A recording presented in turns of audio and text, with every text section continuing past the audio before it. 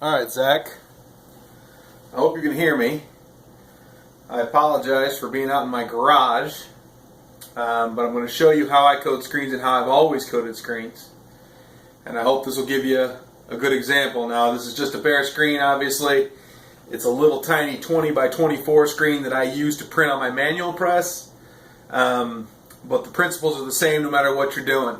So, with the round side of the tray, start on the outside. Now I always try to coat either with the screen on the floor. If it's a tall screen, like if you're coating something taller than a 23 by 31, so like a 26 by 36, you put it on the floor.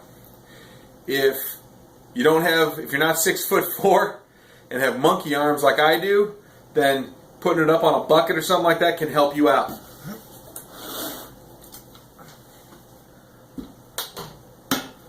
That changes the angle just enough.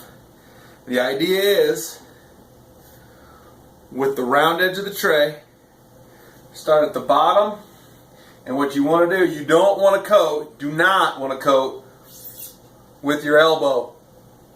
You don't want to coat with your shoulder, none of that. Your angle changes, and the tray can actually move away from the screen and cause other problems. When you're bent over, you want to bend at the waist and almost leave your arm as straight as you can, so it'll be like this. It's much smoother because you're using the big muscles in your body, and once the backs of your legs get used to being bent over, you'll actually be able to coat a lot more screens a lot more consistently over time.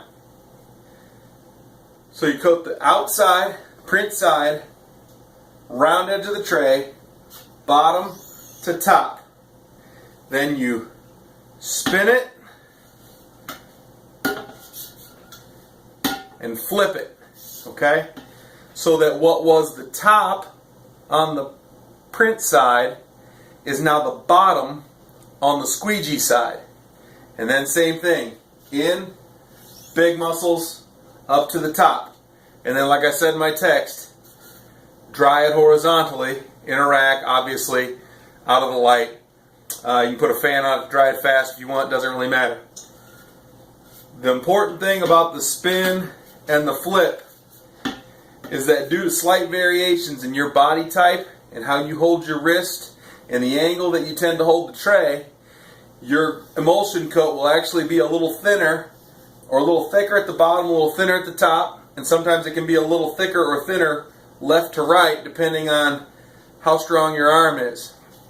But if you coat this way, spin it, and then flip it, you just reverse the entire screen. So now, if your tendency is to coat thick at the bottom, thin at the top, thick on the left and thin on the right, now they cancel each other out, because what was the thin side here is the thick side on the opposite side of the screen, and vice versa. So now you're putting as even a coat on there as you can. And again, always dry, print side down. Gravity will pull that emulsion a little bit, but that does give you your stencil buildup on the outside or the print side of the screen, and that will allow you to get much more opaque prints, much heavier ink deposit. You may have to adjust your burn times on low mesh screens when you start coating that way. Okay? Let me know if you have any questions. I apologize for not asking that question. I kind of dismissed it because when I talked to you, you really seemed to know what you were doing, and I didn't figure we needed to cover that subject. There's nothing wrong with coating two out for manual printing, but when you go to an automatic, it's very important to make sure that stencil is on the outside of the screen as much as possible. Anyway, let me know if you have any questions. Talk to you later.